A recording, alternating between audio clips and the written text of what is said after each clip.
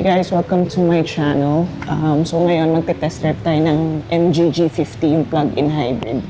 So, i-test drive lang natin kasi may nag-request. So, thank you for suggesting the video. The car. So, let's go.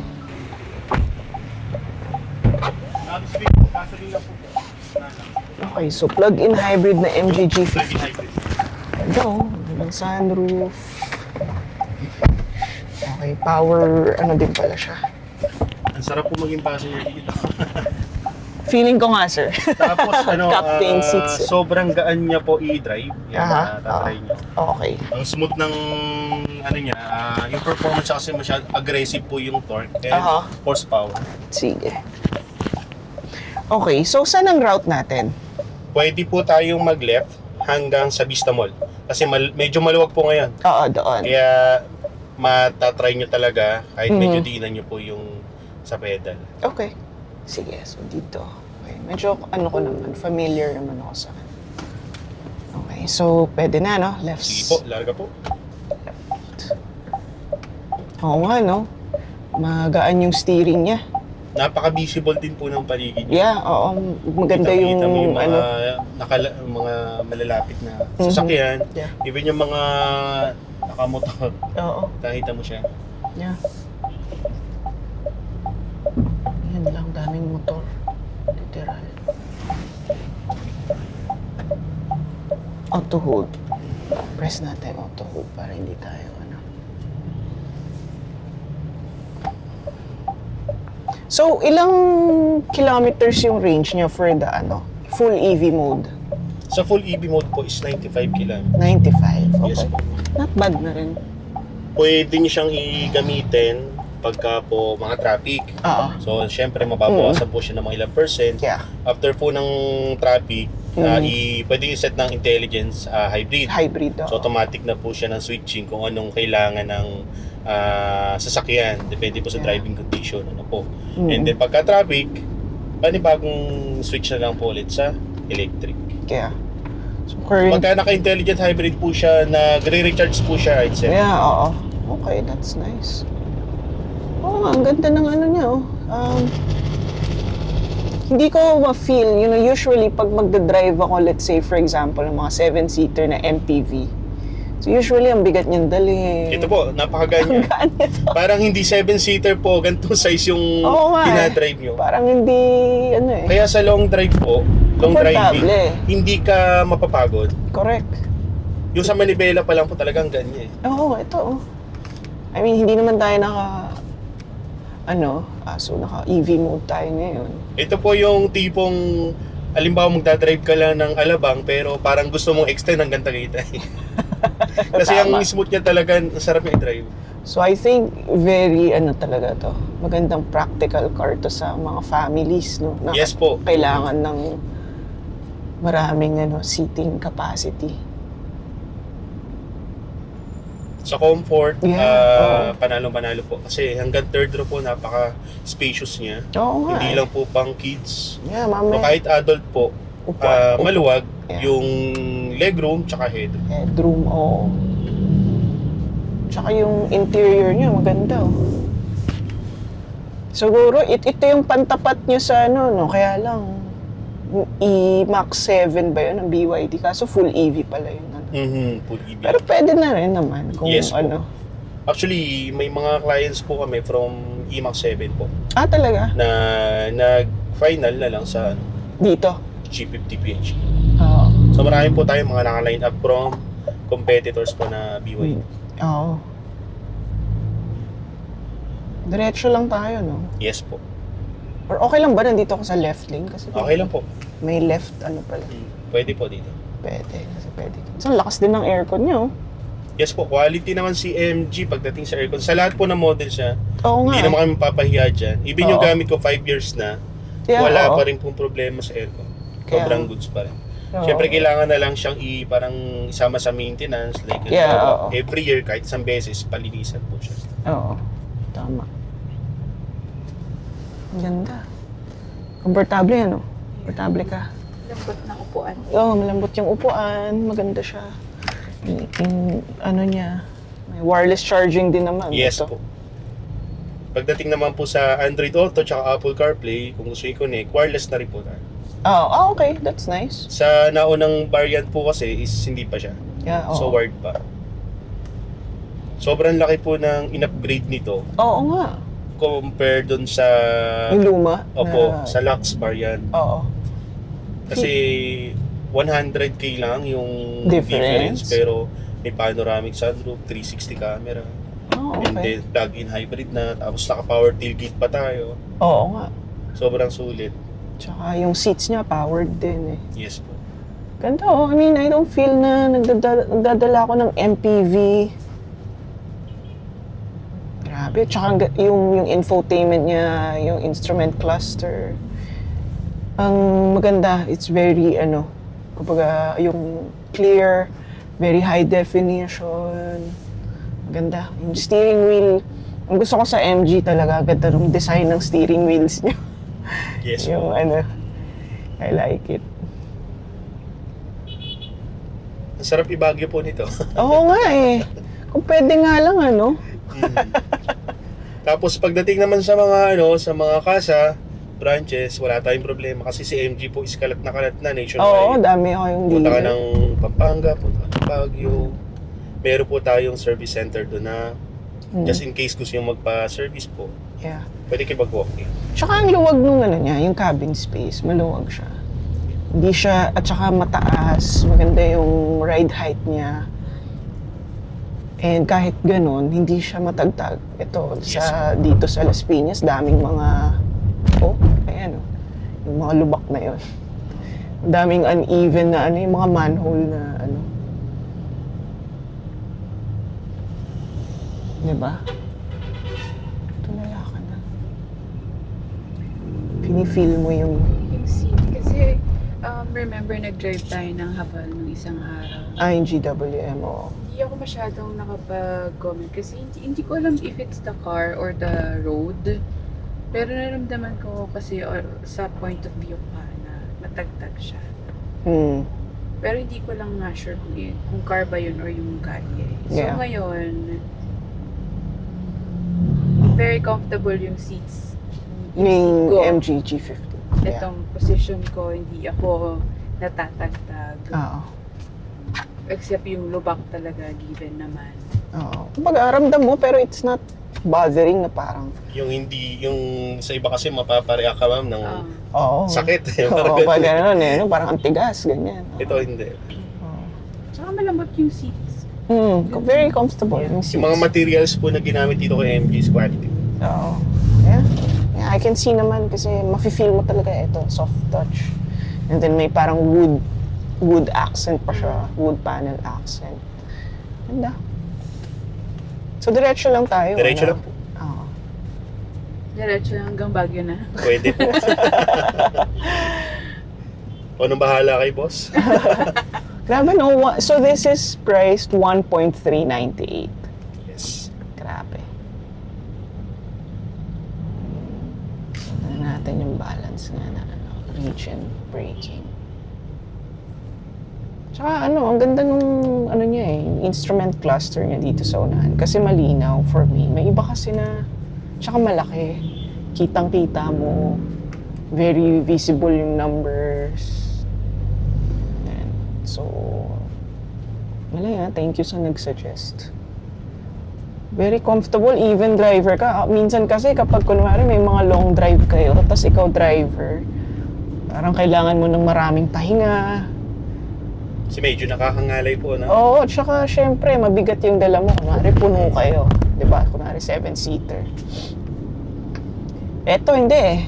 Parang hindi mo mafe-feel na kailangan mong, alam mo yun, parang as a driver, mare-relax ka. Sa journey. Galing.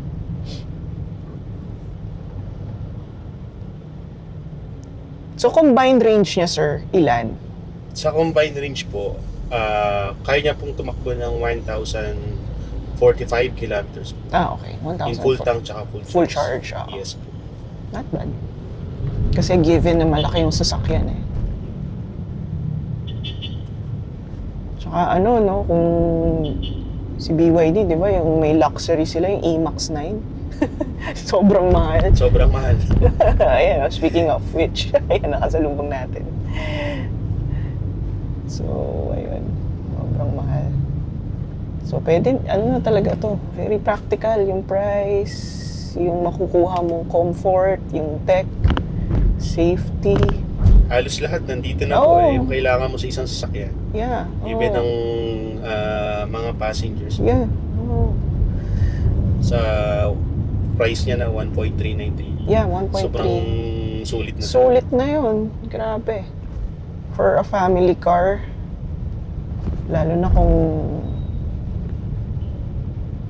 let's say, 2 anak mo, 'di ba? Tapos kung perfect na perfect to. O, pwede to sa kapatid mo. 'Di ba? Komportable sila dito. Maraming mailalagay na cargo. Komportable pa yung passengers.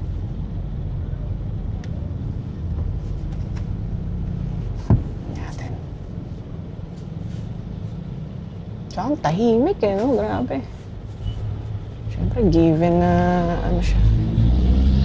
Naka-EV mode tayo.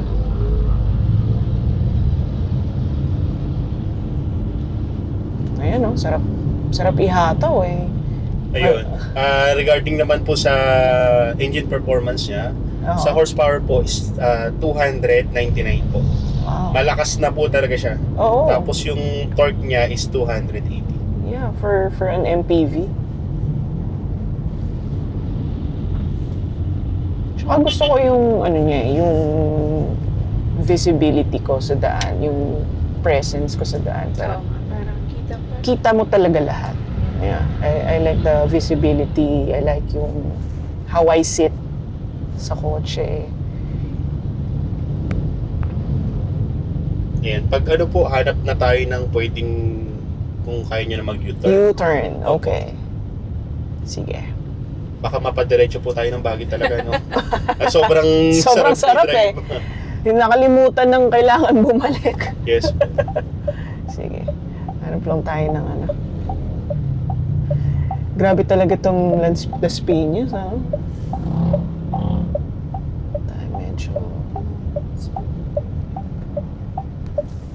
Ayan, habang stop sila, pwede tayo dito sa may parking na to. Meron pong gasoline station dyan sa may left side. Ah, sige, doon na Pwede lang po tayo. tayo doon. Ah, sige. Para hindi po kayo mahirap. Sige, sige. Nice, very nice. Mamaya, upuan natin yung second and third row. Kung ano. Ah, ito, Petron. Okay, so ikot tayo dito.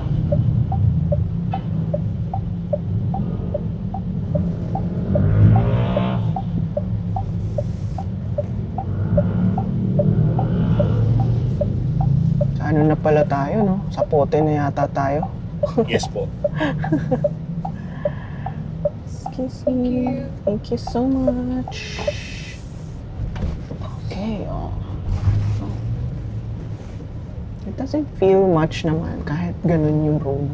I mean, yung medyo mataas yung ano. Very comfortable. Sarap eh, no? Sarap. Ayan, no? Sarap i-accelerate. Walang lag, walang anything. It's because the EV.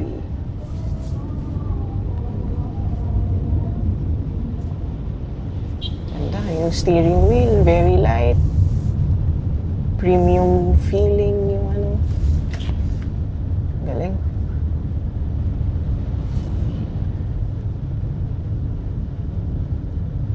Grabe na yung competition ngayon sa mga plug-in hybrids.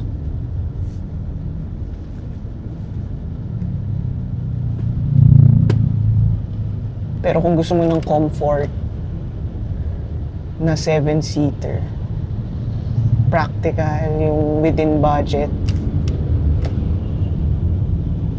dapat highly recommended, you should consider itong MG G50 talaga.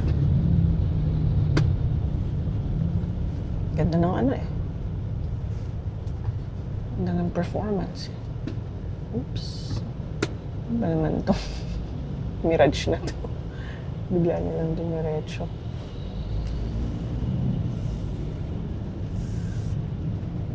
Tapos may ano naman siya, ano, kompleto siya sa ADAS. So, Yes. Motor na yun ah. Then meron na rin po siyang features na parking recharge. Yeah, oo. Then V2L. Yeah, V2L meron. Opo. Kita ko nga. V2L. Grabe yung mga motor dito. Singit na singit. Nakakagulat. Isang advantage po yan, like halimbawa na sa mga ganitong lugar, Oo. napaka-visible ng ano niya eh, ng Oo. mga blind spots niya, Blind blind spots. sides. Kaya makikita mo talaga yung mga kamote. Kaya nga yun, dami. Medyo maiiwasan mo sila. Minsan kailangan tayo na rin yung mag-adjust eh. Correct. Maganda yung ano niya.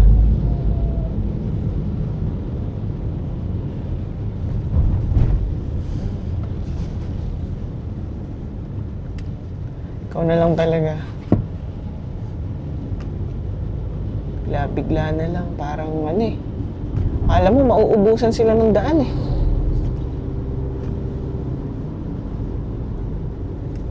Baka na magpas ako sa... Ay, hindi pa pala yung vista.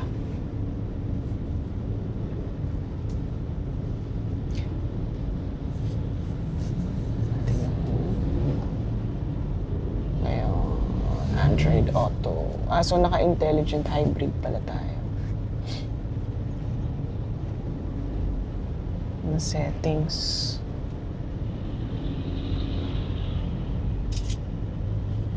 Ang ganda, ano? Wala akong masabi. Interior, yung riding comfort.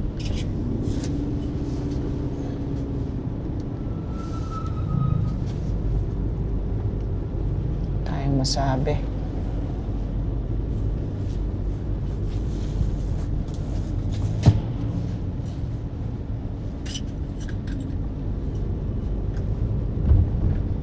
Sobrang gaan. Buti nilabas nyo to, no? Plug-in hybrid. Ay, opo. Actually, dapat ibang model eh. Ganun. Medyo naiba po yung plan Oo. dahil sa biglang yung crisis natin sa Yeah, fuel oo, and oo. diesel. Oo. Tama, tama. Buti sinabayan nyo. Tsaka hindi, no, yung pricing nyo, lang, kumbaga within, alam mo yun, yung ma-afford talaga ng karamihan ng Yes car po. buyers. Especially yung mga nagsa-start pa lang, ganyan, na family, ganun. Sobrang boom po. Nag-boom siya actually simula nung Mias. Yeah, oo, Mia. Ang daming nagpa-reserve ng unit nung pa lang, nung Mias Oo. pa lang. Marami kayong available. Nani po ba? Na unit. Nani po? Itong unit na to, may available kayong. Parating na po. Actually dapat, ngayon dapat darating yung unit. Kaso nga lang, medyo nagkaroon lang ng konting problema sa customs. Mhm. Pero as per management, possible by June 15, darating na po yung mga unit natin. Yeah. Madami po. Oo. Pero may mga ano na yun, may allocation na yun, ano? Maraming nagpa-reserve Yes sa po. inyo. Maraming nagpa-reserve eh. Pero for sure naman po nagpalabis ang management dyan. Oo. Kaya yung mga gustong humabol po, mabibigyan pa Maihahabol. rin namin ng Oo. unit. Tama. Ano na lang din ganyan. May baba. Kahiga ka na kanina eh.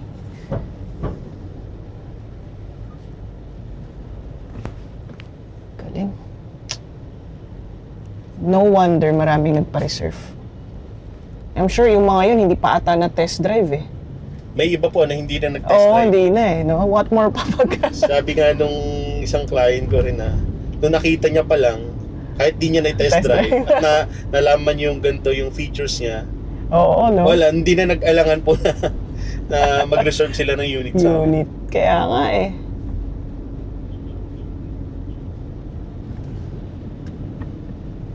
Kami kasi, ano talaga, full EV yung hanap namin. Yes po.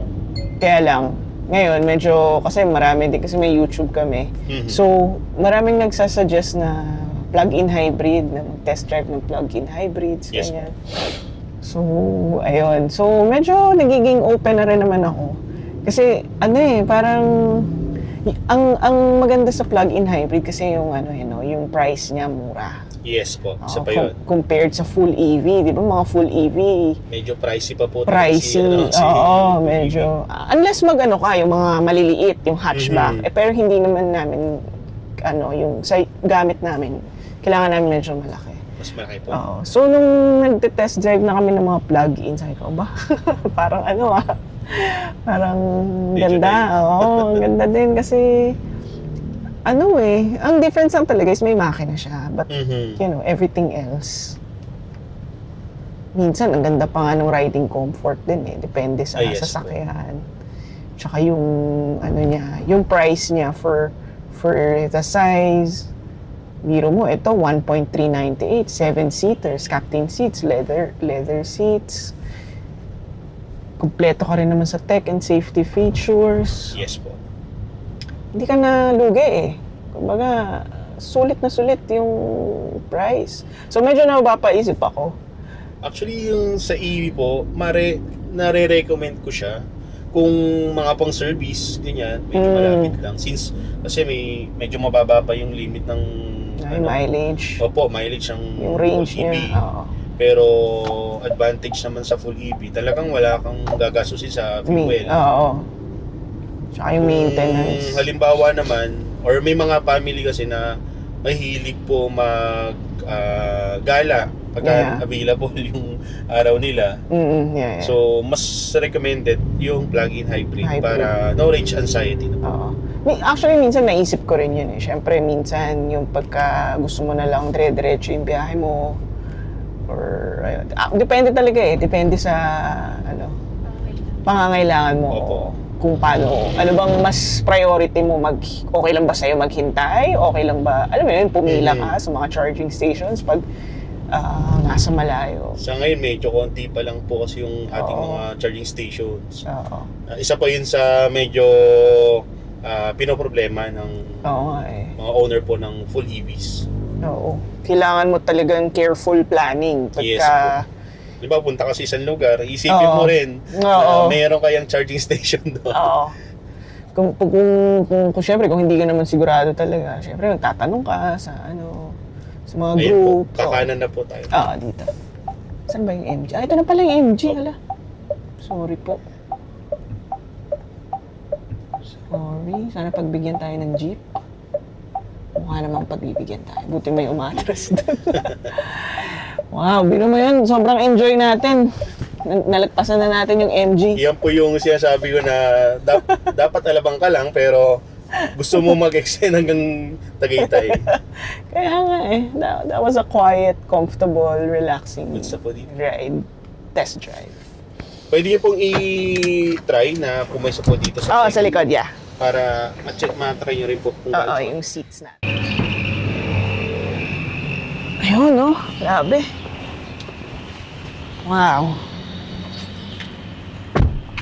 Tipong kahit hindi ka naman boss or CEO, feeling mo CEO ka na.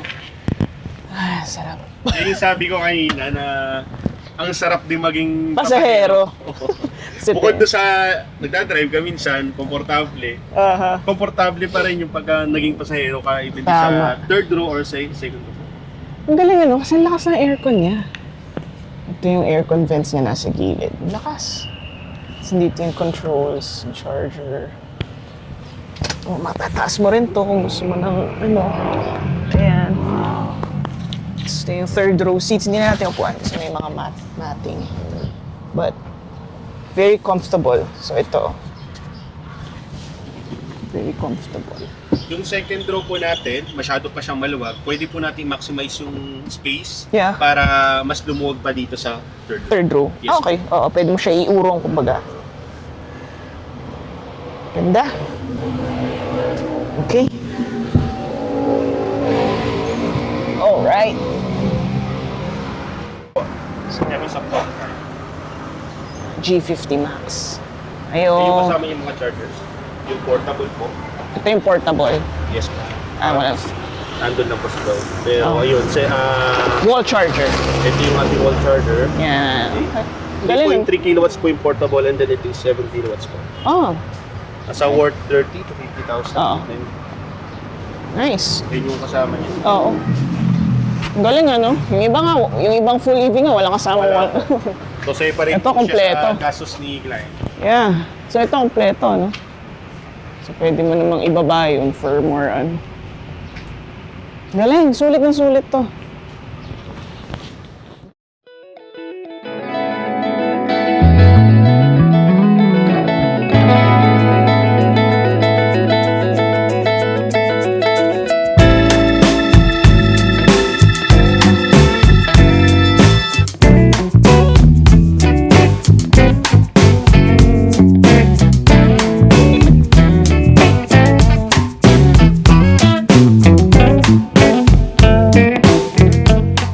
Hey guys, thank you for watching. Don't forget to subscribe to my channel, like my videos, and help me grow my channel.